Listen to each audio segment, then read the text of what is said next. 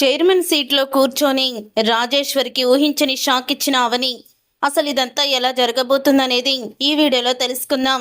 అవని అలాగే అక్షయ్ ఇద్దరు రోడ్డు మీద వస్తూ ఉంటే ఖరీదైన కార్తో ఇక అటువైపుగా వస్తాడు చాలా స్పీడ్గా భరత్. అయితే అప్పుడే అది చూసి అవని షాక్ అయిపోతూ ఉంటుంది.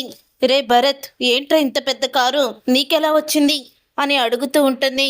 రాజేశ్వరి గారే నాకు ఈ కారు ఇచ్చారు అని అంటూ ఉంటే ఆ మాట విని అప్పుడే ఇక రే, కావాలనే రాజేశ్వరి మా నుంచి నిన్ను దూరం చేయడానికి ఇదంతా చేస్తుందిరా, నా మాట విను అని అవని అంటుంది. ఇక అక్షయ్ కూడా అలాగే చెప్తాడు. అయినా నేను ఇప్పుడు చాలా సంతోషంగా ఉన్నాను. ఇక నా ఎదుగుదలను చూసి కొంతమంది ఓర్చుకోలేకపోతున్నారు, అందుకని ఇలా చేస్తున్నారు అని అంటూ ఉంటాడు. ఇక అనేసి అవని ఎదురుగా ఉందని కూడా చూసుకోకుండా కారు స్పీడ్గా తీసుకువెళ్ళిపోతాడు. అప్పుడే ఇక అవని అయితే చాలా బాధపడుతూ ఉంటుంది. ఏంటండి వీడు ఇలా తయారయ్యాడు అని అంటూ ఉంటే అప్పుడే ఇక అక్షయ్ అయితే వెళ్ళి రాజేశ్వరి అత్తయ్యనే నిలదీద్దాము అని అంటూ ఉంటాడు. అక్షయ్ అయితే అప్పుడే ఇక చక్రధర్కి విషయం తెలుస్తుంది. తను కూడా ఇక రాజేశ్వరి చేస్తున్న పనులన్నీ కూడా చూసి కోపంతో రగిలిపోతూ ఉంటాడు. అవని అయితే రాజేశ్వరి ఇంటికి వెళ్ళి అడుగుతూ ఉంటుంది. ఎందుకు భరత్కి లగ్జరీ లైఫ్ చూపించి మీ వైపుకి తిప్పుకోవాలనుకుంటున్నారు పిన్ని అని అడుగుతూ ఉంటుంది. అప్పుడే ఇక రాజేశ్వరి అయితే మీ నాన్న నాకు చేసిన ద్రోహానికి అని అంటూ ఉంటుంది. మా నాన్న మీకు చేసిన ద్రోహానికా, లేకపోతే మా అమ్మ నుంచి భరత్ని వేరు చేయడానికా అని అంటూ ఉంటుంది. అవని అయితే మీ కొడుకుని మీ దగ్గరికి ప్రేమతో తీసుకురావాలి, ఇలా డబ్బుతో కాదు. అమ్మ ప్రేమని చూపించడం చేతగాక ఇలా డబ్బు వెదజల్లుతున్నారా, అసలు మిమ్మల్ని ఏమనాలి అని అవని అయితే అంటూ ఉంటుంది. అవును, నా కొడుకుకి లగ్జరీ లైఫ్ అలవాటు చేసి శాశ్వతంగా నా దగ్గరికి తీసుకొచ్చుకుంటాను. నేను ఎలాగ వాడిని తీసుకొస్తున్నానది కాదు, వాడు నా దగ్గరికి వచ్చాడా లేదా అదే చూసుకోవాలి అని అంటూ ఉంటే ఇక ఆ మాట విని అప్పుడే ఇంకా అవని అయితే అంటూ ఉంటుంది. మీలో ఈ మార్పు రాకపోతే ఆ తర్వాత పరిస్థితులు చాలా దారుణంగా ఉంటాయి, సహనంతో ఉన్నాం కదా అని పరీక్షించకండి అని అంటూ ఉంటుంది. అవని అయితే అప్పుడు ఇక రాజేశ్వరి అయితే నీకు చేతనైంది చేసుకో, కానీ నిన్ను నీ కుటుంబాన్ని మొత్తం అందరినీ కూడా నేను వదిలిపెట్టను. నేను పడే బాధ కన్నా మీరు 100 రెట్లు బాధపడేలా చేస్తాను అని రాజేశ్వరి అయితే అంటూ ఉంటుంది. అయితే మీరు సొంత కన్న కూతురులా పెంచుకున్న పల్లవికి నిజం చెప్పేయండి. నువ్వు నా కూతురు కాదు, నువ్వు మీనాక్షి కూతురువని పల్లవికి చెప్పండి. భరత్ నా కన్న కొడుకని చెప్పండి అని అంటూ ఉంటుంది అవని అయితే.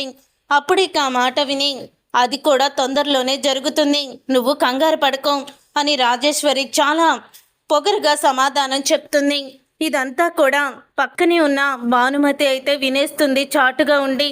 అంటే భరత్తో రాజేశ్వరి కొడుక పల్లవి మీనాక్షి కూతురా అని షాక్ అయిపోతూ ఉంటుంది. అందుకే రాజేశ్వరి భరత్ని అంతలాగా ప్రేమిస్తుంది, అభిమానిస్తుందా అని అనుకుంటూ ఉంటుంది. తర్వాత ఈ విషయం తెలుసుకొని ఇంటికి రాజేశ్వరిని నిలదీయడానికి చక్రధర్ అయితే వస్తాడు.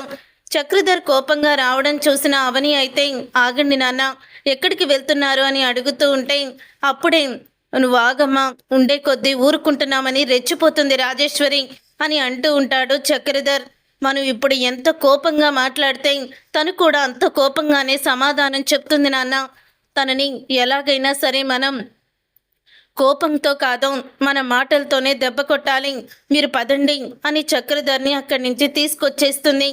ఇక తీసుకొచ్చాక చక్రధర్ అయితే భరత్ దూరం అయితే మీ అమ్మ తట్టుకోలేదమ్మా, వాడికి చీమ కుట్టుకున్న గుండె సూది కూడా గుచ్చుకున్నా కూడా బాధపడుతుంది, అలాంటి మీ అమ్మకి భరత్ని దూరం చెయ్యాలని చూస్తుంది ఈ రాజేశ్వరి అని అంటూ బాధపడుతూ ఉంటాడు. లేదు నాన్న, అమ్మని బాధ పెట్టే పనులు కూడా నేను చెయ్యను, జరగనివ్వని కూడా, నువ్వు కంగారు పడుకో అని అంటూ ఉంటుంది అవని అయితే. ఇక అవని అన్న మాటకి చక్రధర్ అయితే ఇక వెళ్ళిపోతాడు. వెళ్ళిపోయాక ఇంటికి వచ్చి అవని బాధపడుతూ ఉంటుంది.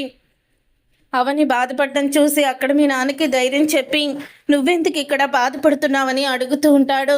ఇక అలా అడిగేసరికి అప్పుడే ఇక అవని అయితే ఏం చేయాలో తెలియడం లేదండి, రాజేశ్వరి పిన్నిని ఎలా ఆపాలో కూడా తెలియడం లేదు అని అంటూ ఉంటుంది అవని అయితే. ఏంటవని అన్ని విధాలుగా ఆలోచించి నువ్వు ఏదైనా చేస్తావో ఆలోచించు, నీకేదో మార్గం ఉండకపోదు అని అంటూ ఉంటే అప్పుడే ఇక అవని అయితే ఆలోచిస్తూ ఉంటుంది. ఇంతలో అక్షయ్ అయితే అవును, అసలు చక్రధర్ మావయ్య ఆస్తి మొత్తం నీ పేరు మీదే రాశారని, అప్పుడు ఆస్తి పత్రాల కోసం మీ అమ్మని పల్లవి కిడ్నాప్ చేసిందని చెప్పావు కదా, మరి ఇప్పుడు ఆస్తి పత్రాలు ఎక్కడున్నాయి అని అడుగుతూ ఉంటే అప్పుడే ఇక మీనాక్షి దగ్గరికి వెళ్ళి ఇక అడుగుతుంది అవని. ఇక మీనాక్షి అయితే ఆస్తి పత్రాలు నా దగ్గర ఉన్నాయి, కానీ వాటి అవసరం నాకు లేదని ఎప్పుడు కూడా వాటిని బయటికి తీయలేదు అని అంటూ ఉంటుంది మీనాక్షి. ఆస్తి పత్రాలు నాకు ఇవ్వమ్మా అని అంటూ ఉంటుంది అవని. అయితే ఈ ఆస్తి ఎవరి పేరు మీద రాశాడు నాన్న? నీ పేరు మీదేనమ్మా, అప్పటికి భరత్ పుట్టలేదు అని అంటూ ఉంటాడు చక్రధర్. అయితే సరే నాన్న, ఇప్పుడు ఇవే నాకు ఆయుధాలు అని అంటూ ఉంటుంది అవని. అయితే అప్పుడే ఇక అవని అలా అన్న తర్వాత పేపర్స్ అన్నీ కూడా ఇచ్చేస్తుంది మీనాక్షి. ఇచ్చేసిన తర్వాత ఇక అవని అయితే తన యుద్ధాన్ని మొదలు పెడుతుంది. ఇక ఉదయం అవ్వంగానే అప్పుడే ఇంకా రాజేశ్వరి ఆఫీస్కి అయితే వస్తుంది. ఆఫీసులో వాళ్ళందరూ కూడా మౌనంగా ఉంటారు. ఏంటి, ఏమైంది, అందరూ కూడా మౌనంగా ఉన్నారేంటి అని అనగానే ఎవరు కావడొచ్చి నేనే చైర్మన్ని కంపెనీకి అని చెప్పి వెళ్ళి మీ సీట్లో కూర్చుందండి అని అంటూ ఉంటారు. అప్పుడే అది విని ఇక భరత్ కూడా అప్పుడే రావడంతో అసలు ఎవరో వచ్చి మేడం చైర్లో కూర్చుంటే మీరు కళ్ళు విప్పి అలా చూస్తున్నారా, ఆవిడని ఆపాలని మీరు అనుకోలేదా అని అడుగుతూ ఉంటాడు. ఆపాలనే అనుకున్నాను సార్, కానీ ఆమె అస్సలు కూడా ఆగలేదు, వెళ్ళిపోయింది అని అంటూ ఉంటారు.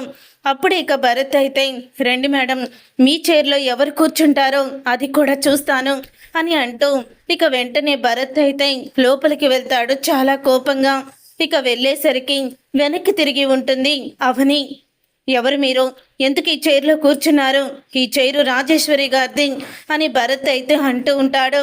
ఎవరు నువ్వు, నా చైర్లో ఎందుకు కూర్చున్నావు, లే పైకి తిరిగిటు, ఏంటి ముఖం చూపించకుండా నాటకాలు ఆడుతున్నావా అని అడుగుతూ ఉంటుంది రాజేశ్వరి. నా ముఖం చూపిస్తే తట్టుకోగలరా అని వెంటనే ఇక వాళ్ళ వైపుకి తిరుగుతుంది. ఇక వెంటనే తిరిగేసరికి ఒక్కసారి భరత్ అలాగే రాజేశ్వరి ఇద్దరూ కూడా షాక్ అయిపోతూ ఉంటారు. అక్క నువ్వా అని అంటూ ఉంటాడు భరత్ అయితే. ఆ తరువాత రాజేశ్వరి కూడా నువ్వు నా సీట్లో కూర్చున్నావేంటి అని అనగానే ఇది నీ సీటు కాదు పిన్ని, ఇది నా సీటు, ఇది నా ఆఫీసు, ఇదంతా నా ఆస్తి అని అంటూ ఉంటుంది అవని. ఒక్కసారి రాజేశ్వరి షాక్ అయిపోతూ ఉంటుంది. ఏం మాట్లాడుతున్నావు నువ్వు, ఈ ఆస్తి మొత్తం నీదెలా అవుతుంది అని అనగానే ఈ ఆస్తి మొత్తం కూడా నాది, నా భర్త నా పేరు మీద రాశాడు అని చెప్తూ ఉంటుంది. అయ్యో పొరపాటు పడ్డావు పిన్ని, చిన్నప్పుడే నా పేరు మీద, అంటే మా అమ్మని పెళ్లి చేసుకున్నాక మళ్ళీ నిన్ను పెళ్లి చేసుకున్నందుకు మా అమ్మకి అన్యాయం జరిగిందని మా నాన్న నా ఆస్తి మొత్తం కూడా నా కూతురి పేరు మీదే రాస్తాను అని అప్పుడే రాసి పత్రాలైతే ఇచ్చాడు. కావాల్సుంటే వాటికి జిరాక్స్ చూసుకోండి అని ఫైల్ అయితే ఇస్తుంది. ఇక ఆ ఫైల్ అయితే భరత్ చూస్తాడు. అవును మేడం నిజమే అని అంటూ ఉంటాడు. అక్క, అసలే నాన్న వల్ల ఈవిడ చాలా నష్టపోయింది, అలాంటి రాజేశ్వరి మేడంని ఇలా బాధ పెట్టడం అసలు నీకు కరెక్టేనా అని అంటూ ఉంటే అప్పుడే ఇక భరత్ని చంప పగలగొడుతుంది అవని. అయితే ఇక చంప పగలగొట్టి ఏరా, 4 డబ్బులు, 4 రకాల కూరలు, ఒక బెంజ్ కారు ఇస్తే నువ్వు అమ్మని మర్చిపోయి ఈవిడ వెంటే తిరుగుతావా, అమ్మ పడిన కష్టాలేవి నీకు గుర్తులేదా అని అంటూ ఇక భరత్కి బుద్ధొచ్చేలా మాట్లాడుతుంది. ఇది నా ఆఫీసు, ఇక్కడ నేను చెప్పినట్టే జరగాలి, ఇక నుంచి ఇది ఆస్తంతా కూడా నాదేనని రాజేశ్వర్ని ఆఫీస్లో నుంచి బయటికి పొమ్మని ఊహించని షాక్ ఇచ్చేస్తుంది అవని. అయితే చూసారుగా ఫ్రెండ్స్, రాబోయే కథలో ఖచ్చితంగా ఇలాగే జరగబోతుంది. మరి ఇలాగే జరగాలని మీరు కోరుకుంటే తప్పకుండా వీడియోనైతే లైక్ చేయండి. అలాగే మా ఛానల్ని సబ్స్క్రైబ్ చేసుకొని పక్కనే ఉన్న గంట సింబలపై ఆల్ అని క్లిక్ చేయండి.